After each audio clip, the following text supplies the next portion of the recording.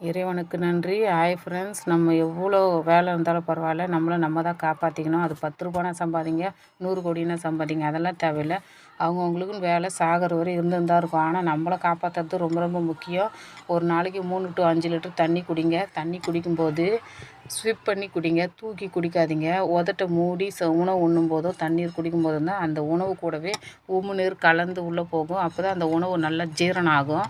நீரும் அப்படி தான், உமிழ்நீர் கலந்த நீர் தான் நல்லா ஜீரண தன்மைக்கு உகந்தது. அதனால் தயவு செஞ்சு தண்ணி குடிக்கும்போது நல்லா ஸ்விப் பண்ணி குடிங்க. நம்மளுக்கு வேலை சாகிற வரைக்கும் இருக்கும். நம்ம தான் காப்பாற்றிக்கணும். நம்ம நாளைக்கு பார்த்துக்கலாம் நினைப்போம்.